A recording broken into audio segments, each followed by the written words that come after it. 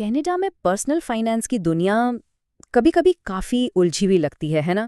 اس وضاحت میں خوش آمدید، جہاں ہم اس ساری الجھن کو سلجھائیں گے تاکہ ہم سب اپنے مالی مستقبل کے لیے پراعتماد فیصلے کر سکیں۔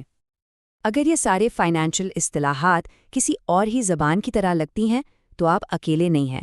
یہ واقعی پریشان کن ہو سکتا ہے، لیکن فکر کی کوئی بات نہیں، ہم مل کر اس سب کو سمجھنے کی کوشش کریں گے اور اسے بالکل آسان بنا دیں گے۔ تو آج ہم ان 5 اہم شعبوں پر نظر ڈالیں گے۔ ہم بچت کے ٹولز سے شروع کریں گے، پھر مالی تحفظ، پھر پیسے کو بڑھانے کی اصول، پھر اسٹیٹ پلاننگ اور آخر میں ان سب سے سیکھا جانے والا سب سے بڑا سبق۔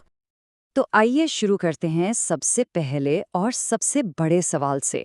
اپنی محنت کی کمائی، اپنی بچت آخر رکھیں کہاں؟ کینیڈا میں 2 آپشنز بہت مشہور ہیں اور ان دونوں کا فرق سمجھنا بہت بہت ضروری ہے۔ پہلا ہے RRSP۔ اس کا سب سے بڑا فائدہ فورن ٹیکس میں بچت۔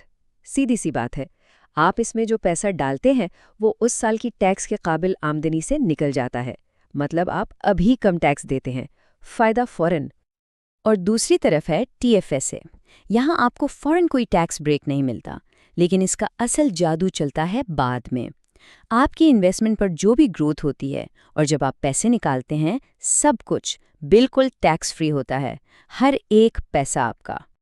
اب ذرا ان دونوں کا آمنے سامنے مقابلہ دیکھیں۔ RSSP کا مطلب ہے ابھی ٹیکس بچاؤ، TFSA کا مطلب ہے بعد میں ٹیکس فری گروتھ اور رقم نکالنے کا مزہ لو۔ اب ان میں سے کون سا بہتر ہے؟ یہ اکثر اس بات پر منحصر ہے کہ آپ کو لگتا ہے کہ مستقبل میں آپ کی آمدنی زیادہ ہوگی یا کم۔ چلیے، اب جب یہ معلوم ہو گیا ہے کہ پیسے کہاں بچانے ہیں، تو اگلا قدم ہے انہیں محفوظ کیسے رکھا جائے، مطلب ایک مالیاتی ڈھال کیسے بنائی جائے تاکہ ہم اور ہمارے پیارے کسی بھی غیر متوقع صورتحال سے محفوظ رہ سکیں۔ اس سلسلے میں سب سے پہلے آتی ہے پاور آف اٹارنی یا POA۔ یہ ایک بہت ہی اہم قانونی دستاویز ہے۔ یہ اس وقت کے لیے ہے جب کوئی شخص زندہ تو ہو لیکن کسی وجہ سے اپنے فیصلے خود نہ کر سکتا ہو۔ یہ آپ کے نامزد کیے ہوئے شخص کو آپ کے بینک اکاؤنٹس اور جائیداد سنبھالنے کی اجازت دیتا ہے۔ لیکن یہ سمجھنا بھی اتنا ہی ضروری ہے کہ POA کیا نہیں کر سکتا۔ دیکھیے، یہ آپ کی وصیت نہیں بدل سکتا، آپ کی موت کے بعد اس کا کوئی کام نہیں لیتا۔ اس کے حدود قانون میں بالکل واضح ہیں تاکہ کسی قسم کا غلط استعمال نہ ہو۔ تحفظ کا ایک اور اہم حصہ ہے ٹرم لائف انشورنس۔ یہ اس بات کو یقینی بناتا ہے کہ اگر ایک مخصوص مدت کے دوران آپ کا انتقال ہو جائے تو آپ کے خاندان کو مالی مدد ملے۔ اور سب سے ضروری بات، یہ پیسہ سیدھا آپ کے خاندان کو ملتا ہے، کسی بینک یا قرض دینے والے کو نہیں۔ یہ ایک بہت بڑا فرق ہے۔ ٹھیک ہے، تو ہم نے بچت اور تحفظ کی بات کر لی، لیکن پیسہ اپنے لیے کام کیسے کرتا ہے؟ مطلب اصل میں یہ بڑھتا کیسے ہے؟ چلیے اب ان چیزوں کو سمجھتے ہیں جو آپ کی دولت کو واقعی میں بڑھاتی ہیں۔ یہاں ایک بہت ضروری تصور ہے، حقیقی شرح منافع یا ریل ریٹ آف ریٹرن۔ دیکھیے، آپ کی سرمایہ کاری پر جو منافع ملتا ہے وہ پوری کہانی نہیں ہے۔ مہنگائی ہر سال آپ کے پیسے کی طاقت کو تھوڑا کم کر دیتی ہے، تو حقیقی منافع وہ ہے جو مہنگائی کو نکالنے کے بعد بچتا ہے۔ یہ بتاتا ہے کہ آپ کی خریدنے کی طاقت اصل میں کتنی بڑی ہے۔ اس کو ایک آسان سی مثال سے سمجھتے ہیں۔ فرض کریں آپ کی سرمایہ کاری پر 3% منافع ملا، لیکن اسی سال مہنگائی 2% تھی، تو 3 میں سے 2 گئے، آپ کا اصل منافع صرف 1% ہوا، آپ کی قوت خرید صرف 1% بڑھی۔ تو سوال یہ ہے کہ یہ 1% اتنا اہم کیوں ہے؟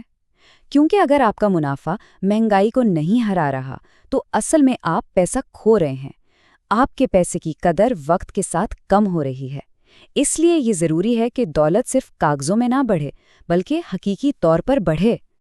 پیسہ بڑھانے کا ایک اور طریقہ ہے کیپٹل گین۔ یہ بس وہ منافع ہے جو آپ کسی اثاثے جیسے کوئی پراپرٹی یا سٹاکس کو اس کی خرید کی قیمت سے زیادہ پر بیچ کر کماتے ہیں۔ سیدھی سی بات ہے۔ تو اس منافع پر ٹیکس کیسے لگتا ہے؟ چلیے اس مثال کو دیکھتے ہیں۔ پہلے آپ فروخت کی قیمت میں سے اپنی اصل لاگت کو نکالتے ہیں۔ جو منافع بچتا ہے، یہاں $45,000، اس کا صرف 50% یعنی آدھا حصہ صرف وہی اس سال آپ کی قابل ٹیکس آمدنی میں شامل کیا جاتا ہے۔ یہ ایک ایسا موضوع ہے جس پر سوچنا شاید تھوڑا مشکل لگے، لیکن یہ بہت بہت ضروری ہے۔ اسٹیٹ پلاننگ بس اس بات کو یقینی بناتی ہے کہ آپ کے جانے کے بعد آپ کی خواہشات پوری ہوں اور آپ کے پیاروں کا خیال رکھا جائے۔ اور اسٹیٹ پلاننگ کی بنیاد ہے وصیت۔ یہ ایک قانونی دستاویز ہے جو صاف صاف بتاتی ہے کہ آپ کے اثاثوں کے ساتھ کیا ہوگا، اور اگر بچے ہیں تو ان کی دیکھ بھال کون کرے گا۔ یہاں ایک بہت عام غلط فہمی کو دور کرنا ضروری ہے، پروبیٹ فیس کے بارے میں۔ اکثر لوگ سوچتے ہیں کہ یہ فیس اس بات پر منحصر ہے کہ آپ کے اثاثے کہاں ہیں، لیکن حقیقت یہ ہے کہ اس کا تعلق اس صوبے سے ہے جہاں آپ قانونی طور پر رہتے ہیں۔ یہ شاید چھوٹا سا فرق لگے، لیکن اس کا آپ کی اسٹیٹ پر بہت بڑا مالی اثر پڑ سکتا ہے۔ تو ہم نے بچت، تحفظ، ترقی اور اسٹیٹ پلاننگ سب پر بات کر لی ہے۔ اب ان سب الگ الگ چیزوں کو آپس میں جوڑتا کیا ہے؟ وہ کون سا دھاگا ہے جو ان سب کو ایک ساتھ باندھتا ہے؟ چلیے دیکھتے ہیں۔ یہ جو کہاوت ہے یہ اصل میں اسٹیٹ پلاننگ سے لی گئی ہے، لیکن یہ پوری مالی منصوبہ بندی پر فٹ بیٹھتی ہے۔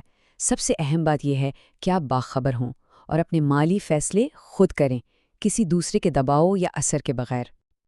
آخر میں بات یہ ہے کہ مالی خواندگی کا مطلب سب کچھ جاننا نہیں ہے، بلکہ اس کا مطلب یہ جاننا ہے کہ صحیح کام کے لیے صحیح ٹول کا استعمال کیسے کریں، کب RRSP ٹھیک ہے، کب POA ضروری ہے، یا انشورنس کا کیا فائدہ ہے۔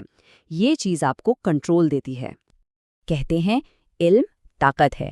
اب جب یہ معلومات آپ کے پاس ہیں تو سوال یہ ہے، آپ کا اگلا قدم کیا ہوگا؟ اپنے مالی مستقبل کو بہتر بنانے کے لیے آپ اپنی زندگی کے کس حصے پر سب سے پہلے توجہ دیں گے؟